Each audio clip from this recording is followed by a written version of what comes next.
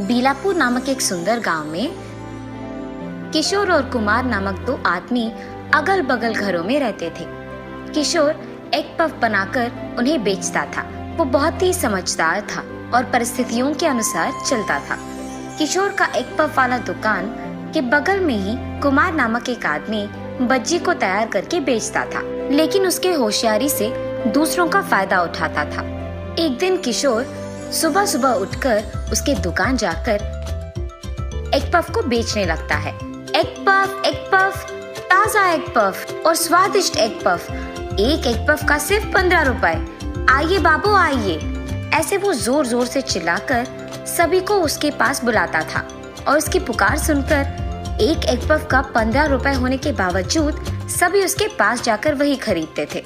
कुमार उसके दुकान में बज्जी को बेचते हुए किशोर के दुकान को भीड़ देख वो भी पुकारने लगता है, बज्जी बज्जी, गर्मा गर्म बज्जी, ताजा ताजा बज्जी, 2 बज्जी का सिर्फ 10 रुपए। आइए बाबू आइए। ऐसे उसके जोर जोर से पुकारने के बावजूद कोई भी उससे बज्जी नहीं खरीदता है और सभी किशोर के दुकान जाकर ही एक पफ खरीदते थे। ये देख कुमार अपने आप में सोचता है, मैं तो बज्जी बहुत सालों से बेच रहा हूँ, लेकिन लोगों को बज्जी बहुत साल से पता होने के कारण यहाँ नहीं आ रहे। एक पफ अब जो नया आ गया, सभी बस किशोर के ही दुकान जा रहे हैं। उससे भी अगर कुछ नया आया तो उसी के पास जाकर वही खाएंगे, लेकिन मुझे कुछ भी करके सभी को मेरे दुकान आकर बज्जी ही खरीदवाना होगा। पर कैसे करूं? ये सोचते हुए वो उसके बगल वाले किशोर की दुकान चले जाता है। किशोर की दुकान में बहुत सारे लोग होने के कारण वो एक पफ को बनाते हुए और उनको देते हुए बहुत देर लग जाती है। तब कुमार ये सब देखकर किशोर की दुकान जाता है और उसके दुकान में किशोर को एक पफ बनाने देता है और बनाए हुए एक पफ्स को वहाँ के लोगों को कुमार देता है। ऐसे ही बहुत कम समय में किशोर के दुकान में मौजूद सारे लोग एक पफ लेकर उसे खाकर वहाँ से चले भी जाते हैं। अरे कुमार, तुम्हारे सहायता से ही मैं बहुत कम समय में सारे लोगों को एक पफ दे पाया हूँ, धन्यवाद। अरे अगल बगल के दुकान वाले हैं भाई, हम दोनों एक दूसरे का मदद नहीं करेंगे तो और कौन करेगा। वैसे भी कोई मेरे दुकान नहीं आ रहा है क्योंकि मैं बज्जी बेच रहा हूँ, और सभी तुम्हारे दुकान आ रहे हैं क्योंकि तुम एक पफ बेच रहे हो। क्यों ना हम दोनों मिलकर साथ में ये व्यापार करें, ऐसे हम दोनों को बहुत लाभ आएगा। हम दोनों साथ में बज्जी और एक पफ बेचेंगे। तुम बज्जी और एक पफ बना दो और मैं वो लोगों तक पहुंचा दूंगा। ऐसे तुम्हारा काम भी कम हो जाएगा और ज्यादा ग्राहक भी हमारे दुकान आएंगे। क्या कहते हो? अरे वाह, ये तो बहुत अच्छा विचार है।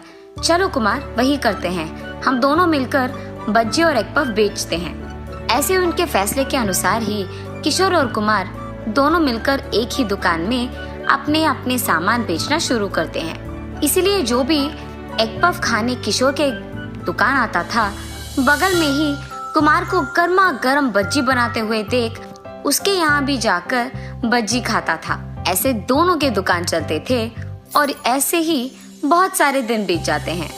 हाँ, अब तो लोगों को आदत पड़ गया कि एक पफ के साथ साथ बज्जी भी खाने का। तो अब अगर मैं किशोर के सारे पैसे लेकर उसे इस दुकान से भगा भी दूं, तो सभी मेरे ही दुकान आएंगे। तो मैं जल्दी वही करता हूँ। मेरे ऐसे करने के बाद किशोर तो खुद की दुकान भी नहीं लगा पाएगा। हा हा हा। ये फैसला करके वो किशोर के पास जाता है और ये कहता है, किशोर, मेरा एक विचार है। अभी हमारे दुकान बहुत सारे लोग आ रहे हैं ना, तो इसीलिए हमें हमारे पास मौजूद सारे पैसों को इकट्ठा करके हमारे व्यापार के निवेश के लिए लगाना पड़ेगा। उन पैसों से हम एक पफ और बज्जी को ज्यादा मात्रा में तैयार करके बेचेंगे। ठीक है कुमार। ऐसे किशोर उसका बात तुरंत मान जाता है और घर जाकर उसके पास मौजूद सारे पैसों को लाकर कुमार के हाथों में दे देता है। अगले दिन कुमार किशोर के पास जाकर ये कहता है, किशोर, हमारे पास मौजूद पैसों से हम एक पफ और बज्जी बनाने के लिए जरूरी सामग्री को जाकर खरीद के आते हैं। चलो। कुमार के कहने के अनुसार ही दोनों मार्केट जाकर वहाँ जरूरी सामग्री को खरीद के एक पफ और बज्जी को तैयार करके बेचते हैं। उस दिन उन दोनों को बहुत लाभ आने के कारण वो दोनों खुशी खुशी उनके घर चले जाते हैं। अगली सुबह किशोर उसके दुकान हर रोज की तरह जाता है, लेकिन उसके दुकान पहुंचते ही वो देखता है कि कुमार वहाँ पे पहले से ही मौजूद है और बज्जी और एग पफ को पहले से ही बेच रहा है।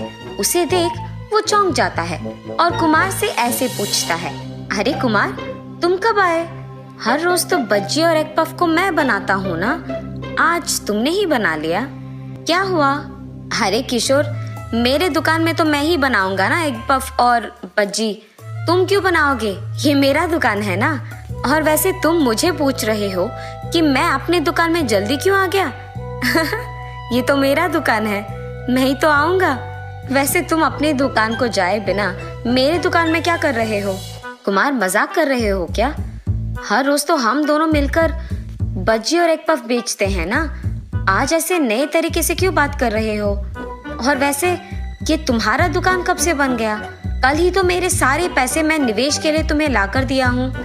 अब मेरे पास खुद से व्यापार करने के लिए भी पैसे नहीं हैं। ये क्या कह रहे हो किशोर? तुम्हारे पैसे मुझे क्यों दोगे तुम? ये मेरे दुकान के पैसे हैं। और वैसे तुमने मुझे पैसा दिया, इसका सबूत है तुम्हारे पास? नहीं ना। अगर मुझे पहले पता होता कि तुम मुझे ऐसा बेवकूफ बनाओगे तो मैं तुम्हें अपने मुश्किल से कमाए हुए पैसे कभी नहीं देता। ऐसे किशोर उसके दुख में बिना कुमार को कुछ कहे, कुछ बात किए वहां से चले जाता है और चलते चलते बहुत दूर चले जाता है। और तभी बीच रास्ते में उसे किसी की जोर जोर की पुकार सुनाई देती है। अरे, ये पुकार कहाँ से सुनाई दे रहा है? ऐसे सोचते हुए वो चारों ओर देखता है, पर कोई नहीं दिखता है। कोई है? अगर कोई है तो मुझे बचाइए। ऐसे उसे फिर उसकी पुकार सुनाई देती है। अरे, यहाँ से पास में ही किसी की पुकार सुनाई दे रही है। पुकार की आवाज की ओर जाते हुए वो एक जगह पहुंचता है जहाँ पे किशोर को एक आदमी पेड़ को बंधे हुए दिखता है। उसे देख किशोर उसके पास जाके पूछता है, अरे कौन है आप? यहाँ ऐसे बंधे क्यों पड़े हो? बहुत दिन पहले कुछ चोरों को मैंने चोरी करते हुए देखा है। उन्होंने तुरंत मेरे पास मौजूद सारे सोने और गहने को लेकर मुझे यहाँ इस पेड़ के साथ बांध के चले गए हैं। कृपा करके आप ही मुझे आजाद कीजिए।